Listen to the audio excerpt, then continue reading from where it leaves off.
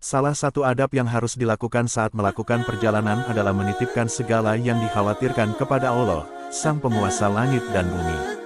Ini bisa dilakukan secara fisik maupun spiritual dengan melafalkannya diiringi dengan kesadaran hati dan rasa yakin.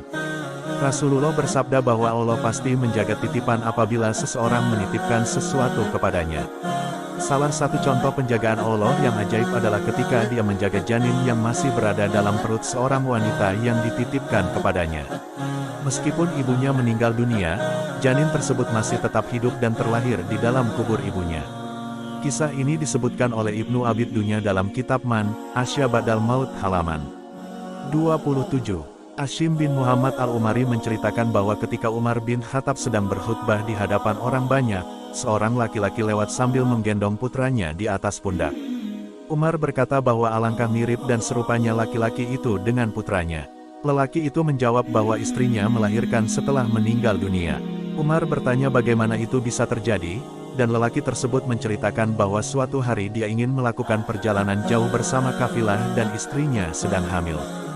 Dia kemudian berdoa menitipkan janin yang ada di dalam perut istrinya kepada Allah. Setelah pulang dari perjalanan, lelaki itu diberitahu bahwa istrinya meninggal dunia. Suatu malam, ketika dia duduk di baki, bersama anak-anak pamannya, dia melihat cahaya yang menyerupai pelita di dalam kubur.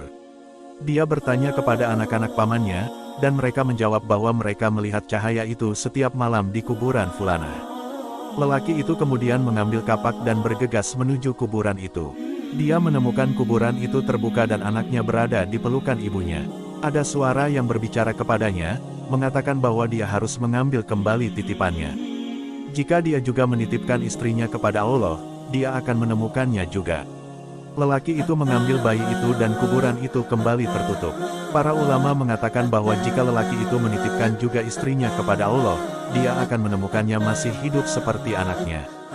Namun, takdir Allah telah tetap dan Allah tidak menakdirkan dia untuk mengucapkan doa itu. Ibnu Abid Dunya menyimpulkan kisah ini dengan mengajak kita merenungkan takdir Allah yang ajaib. Karena lelaki itu tidak mendoakan istrinya, maka istrinya meninggal dunia. Namun, anaknya tetap hidup dan terlahir di dalam kubur ibunya.